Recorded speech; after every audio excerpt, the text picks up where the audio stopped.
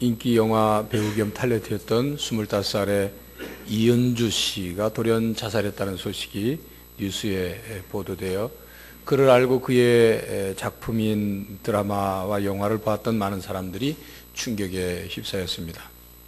그가 남긴 유서에는 엄마 미안해요 또는 돈을 많이 벌고 싶었다, 1년 전으로 돌아가고 싶다, 일이 너무 하고 싶다 등의 말을 남겼다고 합니다. 그의 자살에 대해서 질책하거나 비난할 생각은 조금도 없습니다. 그러나 우리는 이 사건, 이 자살 사건을 통해서 우리의 삶을 들여보고자 하는 것입니다. 그의 죽음에는 쉽게 이해하지 못할 몇 가지 내용이 있습니다. 무엇이냐면 그가 돈을 좀 많이 벌고 싶다고 했는데 사실 그가 돈을 전혀 벌지 못해서 자살한 것은 아닙니다. 그가 자살하기 직전 모 회사와 3억 5천만 원짜리 광고 계약을 이미 맺은 상태였습니다. 그가 일을 하고 싶다고 했는데 그가 일을 하고 있지 않았던 것이 아니었습니다. 그는 영화 태극기 휘날리며와 또 TV 드라마 불새에 출연해서 인정을 받았고 충무로에서 최고의 주가를 올리는 배우였고 자살할 그 당시만 해도 여러 작품의 교섭이 있었던 상태였습니다. 이런 부분에서 보면 그가 욕심이 많았던 것은 아닌가 하는 추측을 해볼 수도 있습니다. 그의 자살 원인으로 추측이 되는 노출 연기 때문에 아주 극심한 스트레스를 받았고 그것 때문에 수치심과 불면증에 시달리고 결국은 우울증에 걸렸다, 우울증을 앓고 있었다 하는 부분들은 우리는 쉽게 이해할 수 있습니다. 그러나 이 모든 사건에서 우리의 가장 안타까운 것은 그의 어머니가 서울 역삼동 삼성동에 소재한 현대교회의 신앙인이었고 그 이은주 씨도 오래되지는 않았지만 교회에 나가고 있었습니다. 그리고 그가 근간에는 새벽 기도에 나가서 열심히 기도하던 사람이었었다는 것입니다. 왜 신앙이 그의 자살을 막지 못했을까? 신앙이 왜 그에게 아무런 도움을 주지 못한 것일까? 그는 도대체 무엇을 기도했을까? 그는 어떤 하나님을 믿고 있었던 것인가? 그는 한 교인으로서 신앙의 상태가 어떤 상태였던가 하는 것을 우리는 한번 생각해 보고자 하는 것입니다. 교회에 다닌다고 해서 다 신앙이 좋은 것은 아닙니다. 신앙생활을 제대로 하지 않으면 신앙은 뿌리내리지 못하고 자라지 못합니다. 신앙이 바로 서 있지 못하면 아무리 교회에 열심히 나와도 그 신앙이 우리의 삶에 도움을 주지 못합니다. 우리 삶의 문제를 해결해 줄 수 없다는 것입니다. 그래서 우리는 오늘 본문 말씀을 통해서 우리의 신앙의 기본적이며 중심적인 자세를 다시 한번 되새겨보는 시간이 될 수 있기를 바랍니다. 둘째 아들은 아버지를 떠나 먼 나라에 가서 그곳에서 성공을 꿈꿨지만 그는 실패했습니다. 그래서 가난해졌습니다. 그리고 굶주렸습니다. 다른 사람들로부터 버림을 받았습니다. 그래서 철저히 외롭고 고독했습니다. 좌절감을 경험했습니다. 그는 자신의 미래에 대해서 전혀 희망을 품을 수 없습니다.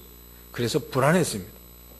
그 어떤 것으로도 자신의 삶을 행복하게 만들어줄 수 있는 환경이 이미 다 사라져 버렸습니다. 드디어 그는 아버지 집으로 돌아가기로 결심했습니다.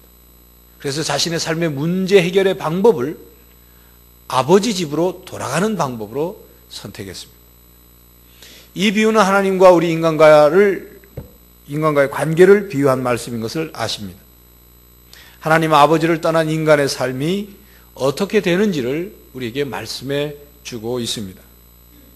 그리고 하나님께 돌아온 인간을 하나님께서 어떻게 맞아주시는가를 또한 말씀하고 있습니다. 이 비유 속에 나오는 아버지는 사실 이 집을 나가는 둘째 아들이 집을 나갈 때부터 이 둘째 아들이 다시 돌아올 것을 알았습니다. 돌아와야 한다고 생각했습니다. 또 어떤 모습으로 돌아올지도 이 아버지는 잘 알고 있었던 것으로 추측이 됩니다. 왜냐하면 이 둘째 아들을 너무나도 키우면서 너무나도 잘 아는 아버지이기에 이 아들이 어떤 모습으로 돌아올지를 알았던 것 같습니다. 왜냐하면 우리는 오늘 본 비유 말씀을 통해서 이 아버지가 성공해서 이 아들은 반드시 성공해서 돌아올 것이라고 믿고 있었다면, 기대하고 있었다면 거지가 되고 몰골이 흉측한 그런 몰골로 돌아오는 아들을 아직도 거리가 먼데도 불구하고 쉽게 알아볼 수 있었다는 것, 그것은 이 아들의 모습이 어떤 모습으로 돌아올지를 예측하고 있었다는 것을 우리는 생각해 볼 수 있습니다. 또한 그 아들이 성공해서 돌아오기만을 기대했다면 그런 모습으로 돌아온 아들을 향해 질책하고 실망의 말이라도 한마디 했을 텐데 그렇게 하지 않았습니다. 그러니까 이 아버지는 아들이 아버지께 다시 돌아왔기 때문에 용서해 준 것이 아니라 돌아오기도 전에 집을 떠날 때부터 이 아들을 용서해 준 아버지라고 생각이 됩니다. 하나님은 이미 우리를 용서해 주셨습니다. 누구든지 하나님께 돌아오면 이미 용서해 주셨다는 사실을 깨닫게 됩니다. 하나님이 우리를 얼만큼 사랑하시는지, 어떻게 사랑하셨는지, 하나님이 우리에게 베풀어 주신 사랑이 얼마나 크고 그 놀라운 것인지, 하나님의 외아들 성자 예수 그리스도의 십자가의 죽으심이 하나님의 사랑을 우리에게 확증해 주는 사건이라는 사실을 우리가 깨닫게 되면 하나님에 대한 누가복음 15장에 나타난 하나님에 대한 사랑이 과장되거나 허황된 사실이 아니라는 것을 우리는 깨닫게 됩니다. 하나님은 돌아온 아들을 사랑해 주시고 용서해 주시고 받아주신 그런 사랑의 하나님입니다. 그러므로 둘째 아들은 사랑의 아버지에게 돌아와 사는 곳을 바꾸었습니다. 그전에는 자기가 살고 싶은 곳에 가서 살았지만 이제는 아버지 집에서 살기로 작정한 것입니다. 이 비유의 내용은 우리 인간이 하나님 없이 살던 주소를 바꿔서 하나님 안에서 살아가야 한다는 것을 말씀하고 있습니다. 교회 여러분, 신앙생활을 제대로 하려면 주소를 바꿔야 합니다. 주민등록을 옮겨야 한단 말입니다. 주민등록을 하나님의 주소 위에 올려야 한다는 것입니다. 물론 이 말씀이, 주소를 바꿔야 한다는 이 말씀이 여러분들 주민등록 주소를 내일 아침 다 동사무소에 가서 교회 주소로 옮기라는 뜻이 아닌 줄 여러분 잘 아실 것입니다. 우리의 주소를 바꾼다는 것은 사는 곳을 바꾼다는 거예요. 사는 곳을 바꾼다는 것은 우리가 만나는 사람, 우리가 하는 일, 우리가 계획하는 일, 우리가 관계되는 모든 일들, 옛 삶의 주소를 바꾼다는 것입니다. 아브라함이 살던 땅은 우상을 섬기는 땅이었습니다. 옆집도 우상을 섬기고 앞집도 우상을 섬기고 뒷집도 우상을 섬기고 아브라함의 할아버지도 아브라함의 아버지도 우상을 섬기는 그런 땅이었습니다. 그래서 하나님께서는 아브라함을 그곳에 그냥 두실 수가 없었습니다. 그래서 본토를 떠나라, 친척들을 떠나라, 아비집을 떠나라 명령하신 것입니다. 우리의 신앙생활 가운데는 떠남의 신앙이 필요할 때가 있습니다. 과감하게 떠나야 할 때가 필요해요. 과감하게 버려야 할 때가 있습니다. 여러분, 맹모 삼천지교라는 고사성어를 아실 겁니다. 맹자의 어머니가 아들의 교육을 위해서 좋지 않은 환경을 3번씩이나 이사를 해서 옮겼다는 것처럼 우리의 신앙생활에도 떠나야 할 주소가 있는 것입니다. 우리가 만나는 사람을 정리해야 할 때가 있습니다.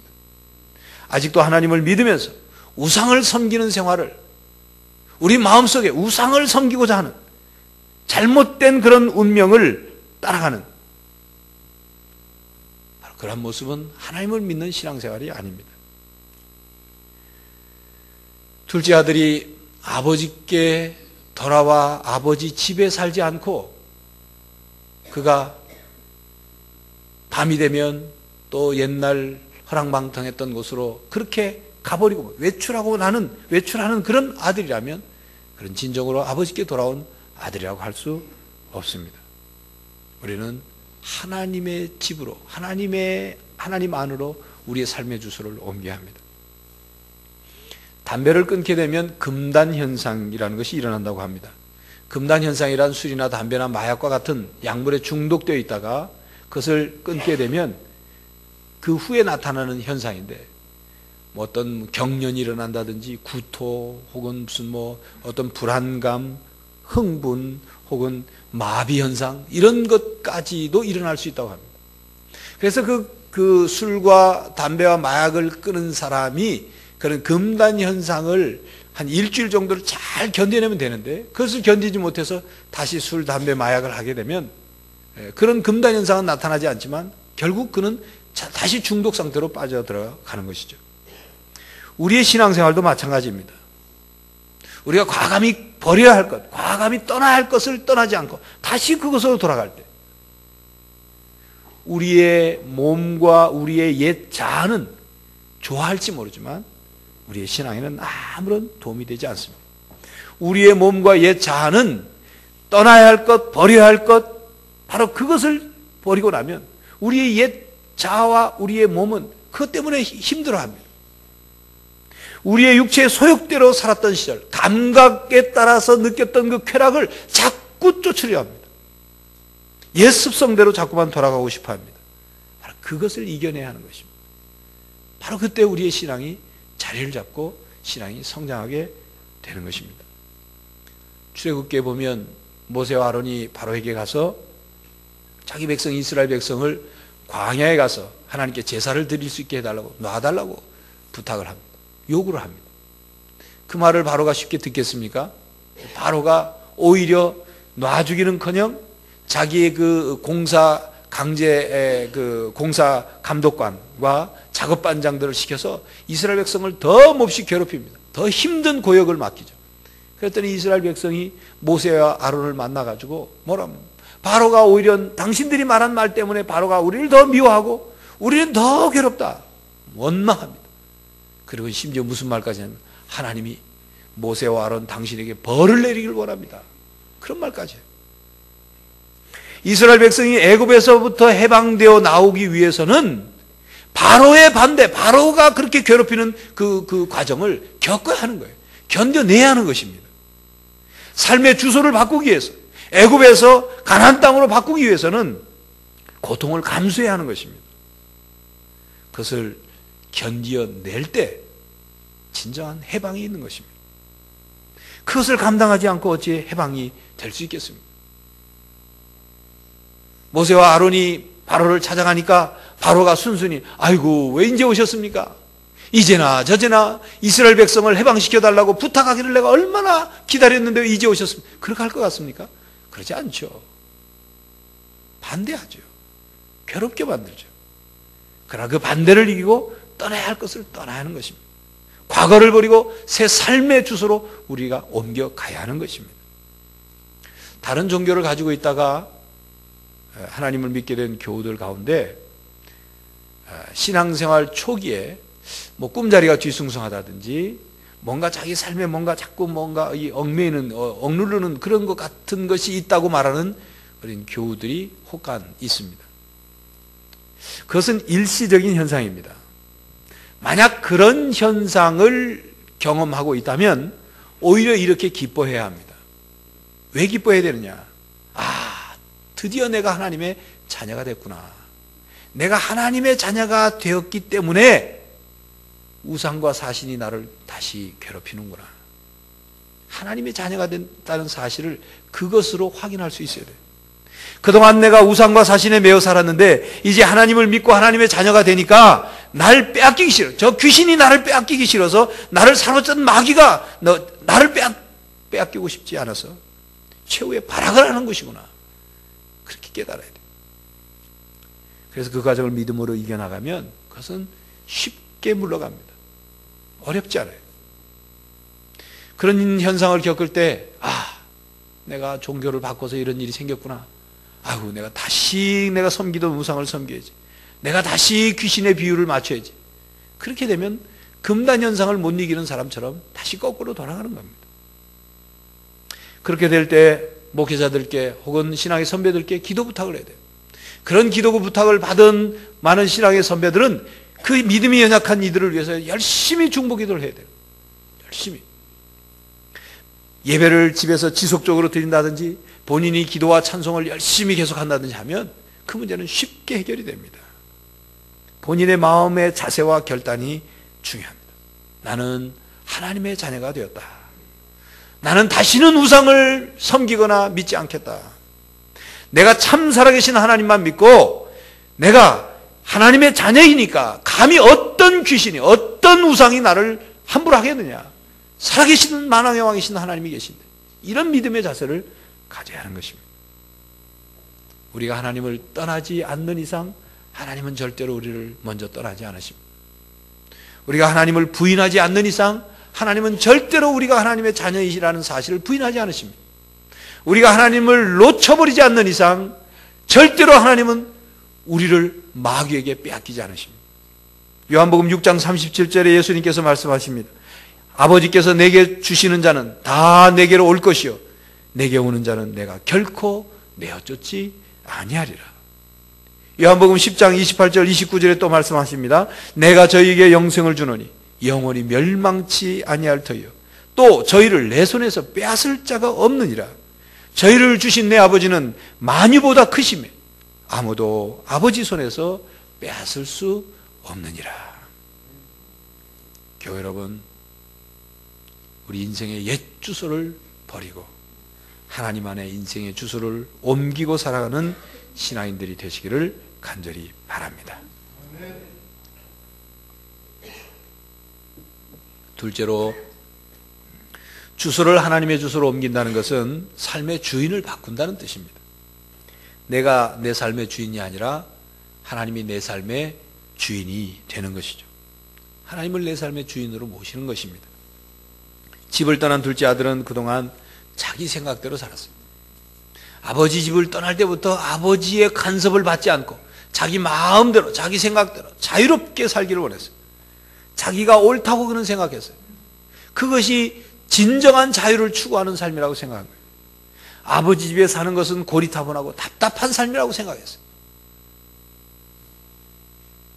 이 비유에 나오는 둘째 아들처럼 오늘날 많은 사람들이 하나님 없이 살아가야 하고 하나님 없이도 행복할 수 있다고 생각하며 살아갑니다.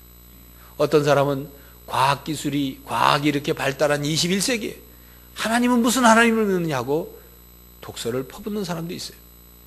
그런데 교우 여러분, 우리나라 과학자들은 21세기의 최첨단 과학을 연구하고 그 이론을 습득한 과학자들은 무궁화 위성을 발사하면서 돼지 머리를 올려놓고 고사를 지릅니다.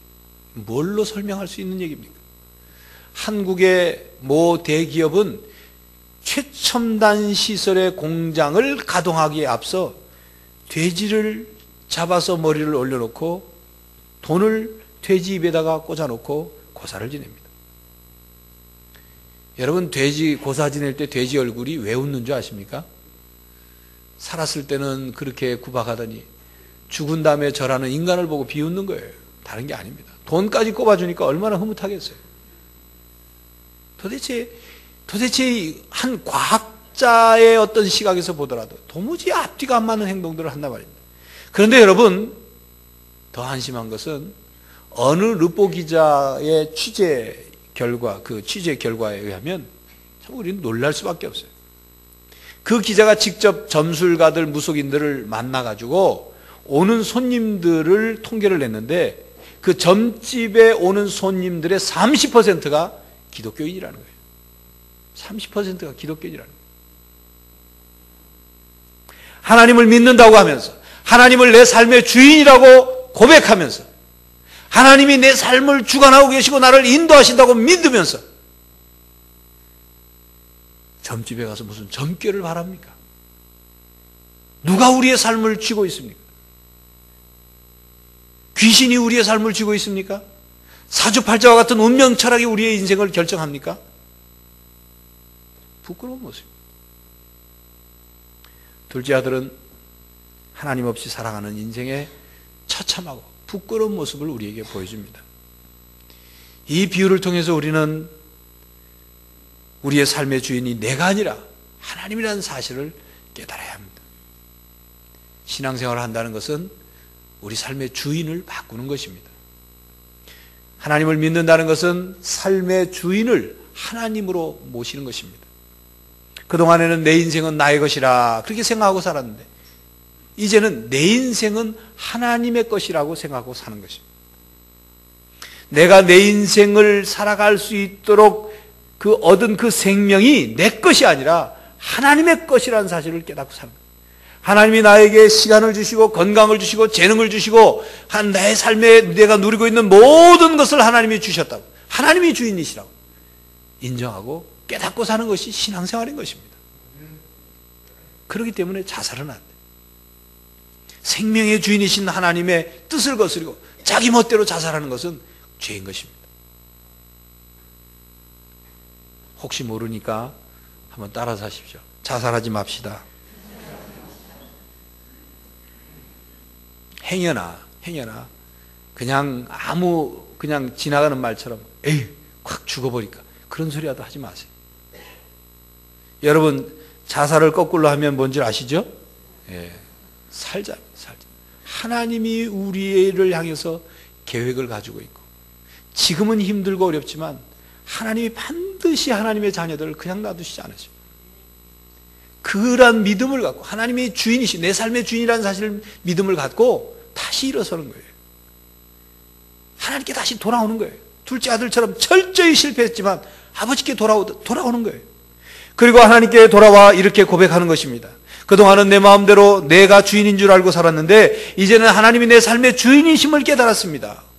내 삶의 주인이 나라고 생각해서 내가 어떻게 해보려고 했지만 아무것도 되지 않았습니다. 이제 하나님이 나에게 행복을 주십시오. 하나님의 행복을 주십시오. 하나님의 행복을 깨닫게 해주십시오. 하나님이 주시는 행복을 누릴 수 있게 해주십시오. 이렇게 고백하는 것입니다. 우리 삶의 주인이신 하나님께서는 우리의 주인이시지만 우리를 노예처럼 부리시는 그런 하나님이 아닙니다. 본문 31절에 아버지가 큰아들에게 그렇게 말하죠. 예, 너는 항상 나와 함께 있으니 내 것이 다 내 것이 아니냐. 그런 말이죠. 내 것이 다 내 것이 아니냐. 하나님은 주인이시지만 자녀된 우리들에게 다 내 것이 네 것이다. 그렇게 말씀하시는 하나님이에요. 하나님께서 우리를 자녀로 삼아주시고 자녀로 대우해 주십니다. 여러분들이 들은 적이 있는 그런 재미있는 일화입니다. 믿지 않는 집에 며느리가 시집을 가서 이렇게 저렇게 하다가 시아버지를 전도를 해서 교회를 같이 나왔어요. 처음 나와가지고 시아버지가 남들 기도하는데 기도는 어떻게 하는지 몰랐는데 옆에 있는 며느리가 기도하는데 하나님 아버지 그러면서 기도한단 말이죠. 그래서 이 시아버지가 가만 생각하니까 우리 며느리의 아버지니까 자기는 사돈뻘 되겠구나 생각해서 하나님 사돈어른 그랬다는지 않습니까? 잘 몰라서 그렇죠. 잘 몰라서. 하나님이 들으시고 얼마나 웃으셨겠어요. 예? 비웃는 게 아니고 얼마나 재미있게 웃으셨겠어요. 하나님은 누구에게도 아버지 하나님이십니다. 우리 모두의 하나님 아버지십니다. 우리 할아버지도 하나님을 하나님 아버지라 부르고 우리 아버지 어머니도 하나님을 하나님 아버지라 부르고 우리의 아들 딸도 하나님을 하나님 아버지라 부르고 우리의 손주들도 하나님을 하나님 아버지라 부릅니다. 그건 육체의 촌수를 따르는 것이 아니라 우리의 영혼의 아버지시기 때문에 우리의 영혼과 우리의 생명이 하나님으로부터 왔기 때문에 하나님이 그 생명을 주신 것이기 때문에 바로 하나님을 우리가 아버지라 부르는 것입니다. 영접하는 자 곧 그 이름을 믿는 자들에게는 하나님의 자녀가 되는 권세를 주신다. 요한복음 1장 12절에 말씀하셨습니다. 하나님의 자녀가 되는 특권을 주셨어요. 우리의 하나님은 우리의 주인이시지만 우리의 아버지가 되셨어요. 우리의 호적을 바꿔놓은 겁니다. 우리는 예수님을 통해서 이미 멸망받을 자녀가 아니라 구원받은 자녀가 되었어요. 마귀의 자식이 아니라 하나님의 자녀가 된 것입니다. 우리에게 양자의 영을 부어주셔서 하나님을 아버지라 부르게 하셨습니다. 그렇기 때문에 우리가 기도할 때마다 하나님 아버지 이렇게 부르는 것입니다. 교회 여러분, 하나님께서 우리 삶의 주인이라는 사실을 철저히 인정해야 합니다. 우리 삶의 소유권은 하나님께 있습니다. 그러나 하나님은 우리를 하나님의 자녀로 대해주십니다. 내 삶의 중심이 내 중심으로 살던 내 삶의 중심이 하나님 중심으로 바뀌어야 합니다. 그래야 신앙이 제대로 뿌리를 내려요. 그걸 옮기지 않고서는 신앙이 자랄 수가 없는 거예요. 그래서 새 삶의 원리가 시작되도록 해야 하는 것입니다. 우리의 주인이신 하나님, 바로 그분을 우리의 주인으로 모실 때 우리의 삶의 원리가 바뀌는 것입니다. 그래서 셋째로 삶의 주소를 바꿔서 아버지 집으로 돌아온 아들은 세상의 원리에서 아버지의 원리로 살아가는 것을 의미합니다. 세상의 원리에서 하나님의 원리로 살아가는 것입니다. 여러분, 세상의 원리란 성공지상주의의 원리입니다. 그 성공이라는 것은 돈을 많이 버는 것, 높은 자리에 앉는 것, 힘과 권력을 휘두르는 것, 남보다 더 잘나고 남보다 뛰어나는 것, 그게 성공이라고 생각해요. 그래서 수단과 방법을 가리지 않고 어떻게든 돈을 벌고 어떻게든 높은 자리에 앉고 어떻게든 권력을 휘어잡으려 하는 거예요. 그래서 돈만 있으면 무엇이든지 다 해결될 수 있다고 믿고 사는 원리가 세상 원리예요. 높은 자리에 앉아서 다른 사람을 짓밟고 있으면 그것이 행복이라고 생각하는 것이 세상의 원리예요. 그렇게 사는 것만이 인생의 목적이라고 사는 것이 세상의 원리입니다. 그런데 세상의 원리의 삶은 욕심만 계속 커집니다. 만족이 없어요. 세상의 원리로 사는 삶의 끝은 실망과 허무뿐인 것입니다. 끝에 가면 손에 쥔 것이 아무것도 없어요. 우리는 세상의 원리에 따라 성공하고 싶어서 하나님을 떠날 수는 있지만 진정한 행복이 거기에 없다는 사실을 깨달아야 합니다. 그리고 하나님의 원리 따라 살아가야 합니다. 하나님의 원리에 따라 살아간다는 것은 우리의 가치관을 바꾸는 것입니다. 우리의 생각을 바꾸고 우리의 관점을 바꾸고 우리의 삶의 태도를 바꾸는 것입니다. 성공지상주의의 삶을 버리고 하나님의 원리 안에서 우리 인생의 목적을 발견하는 것입니다. 돈을 벌어도 돈을 위해서, 소유를 늘리기 위해서 돈을 버는 것이 아니라 그 돈을 벌어서 선한 곳에 쓰기 위해서, 다른 사람을 위해서, 아름다운 세상을 만들기 위해서, 하나님 나라를 위해서 그 돈을 사용하는 것, 그게 바로 하나님의 원리의 삶인 것입니다. 그러한 하나님의 원리가 성경 말씀 속에 기록이 되어 있습니다. 성경 말씀은 우리의 삶의 설계도와 같습니다. 성경 말씀은 우리의 삶의 나침반과 같고 지도와 같고 등불과 같고 바로 길과도 같습니다. 그리고 성경 말씀을 통해서 영적인 양식을 얻으려는 사람들에게 성경 말씀은 힘을 공급해요. 놀라운 영적인 지혜를 공급하는 것입니다. 교회 여러분, 하나님을 믿는다는 것은 마술이 아닙니다. 교회 나오자마자 믿기 시작하면 막 금방 모든 게 그냥 확 바뀌어지고 금방 믿음이 큰 믿음이 되고, 그게 아니에요. 씨앗을 뿌리면 시간이 필요하지. 싹이 나고 자라고 꽃이 피고 열매가 맺을 때까지 시간이 필요하듯 신앙생활도 시간이 필요한 거예요. 그 시간 동안 그냥 기다리고 있어서 되는 것이 아니라 그 기간 동안 하나님은 어떤 하나님인지, 인생은 어떤 것인지, 이 세상은 어떻게 만들어졌는지, 어떤 것이 진정한 가치가 있는 것인지, 이런 것들을 하나님 말씀을 통해서 하나님의 원리에 따라서 그것을 만들어가는 거예요. 다듬어가는 거예요. 그걸 위해서 신앙적인 노력을 계속 해야 하는 것입니다. 그래서 생각의 변화가 나타나고 생활의 변화가 조금씩 나타나는 것입니다. 언제나 하나님께서 내 삶을 주관하고 계시다는 사실을 믿고 살아가는 것입니다. 우리의 삶을 하나님께 맡기면서 살아가는 것입니다. 내가 하고자 하는 욕심을 버리고 내 안에 하나님의 삶이, 하나님의 뜻이, 하나님의 계획이 이루어지도록 비워드리는 거예요. 바로 하나님의 뜻과 하나님의 원리가 내 삶에 이루어지도록 맡기는 것입니다. 그때 진정한 삶에 만족이 있습니다. 그때 우리의 마음에 평안이 있어요. 그때 우리 진정한 삶의 목적과 의미를 발견하는 것입니다. 그때 우리의 새로운 시각이 열리는 거예요. 우리 인생을 새로운 시각으로 바라보는 거예요. 하나님 원리대로 살아야 자기 마음대로 사는 것이 행복이고, 자기 마음대로 사는 것이 내 인생이고, 자기 마음대로 사는 것이 가장 인간적이라고 생각하는 착각을 벗어버릴 수가 있는 것입니다. 교회 여러분, 하나님께 돌아오십시오. 여러분의 삶의 주소를 옮기십시오. 인생의 주소를 옮기십시오. 하나님의 호적에 여러분들의 이름을 올리십시오. 주민등록을 하나님의 주소에 옮기십시오. 하나님을 믿겠다고 하면서 생각과 생활의 모습이 하나님의 주소에 있지 않고 자기가 주인이 되어서 자기 마음대로, 자기 생각대로, 자기 방법대로 그렇게 사는 신앙이 무엇인지를 체험할 수 없습니다. 하나님의 원리대로 살지 않으면 신앙생활을 한다고 할지 모르지만 그러나 그 신앙이 여러분의 삶의 문제를 해결해 주지 못하는 거예요. 기도를 해도 여러분의 욕심에 따라 기도하기 때문에 응답받지 못하는 기도를 드리는 것입니다.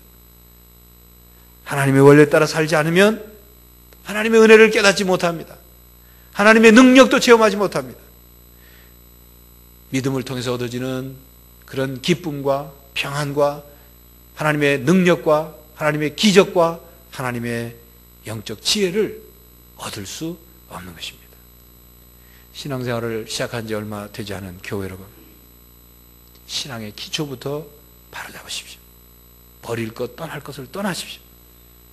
그리고 여러분들의 삶에 하나님을 주인으로 모시고 여러분들의 마음속에 하나님에 대한 생각으로 가득 채우십시오. 그래야 하나님이 여러분 안에서 역사하십니다. 신앙생활을 오래 하신 교회 여러분, 언제나 이런 신앙의 기본 자세가 여러분들의 삶에 흐트러지지 않기를 바랍니다. 정말 여러분들의 삶의 주인이 하나님이십니까? 정말 하나님의 원리에 따라 여러분 살아가고 있습니까? 그렇지 않으면서도 하나님을 주인으로 섬기지 않고 하나님의 원리 따라 살지 않으면서도 그러면서도 내 신앙이 어째 잘하지 않는다, 어떻게 하나님께서 나에게 역사하지 않는다, 그런 생각하고 살지는 않습니까? 여러분들의 삶의 주소를 하나님께 옮겨 여러분들의 삶 속에 신앙으로 인한 삶의 변화가 또 은혜와 복이 나타나기를 간절히 바랍니다.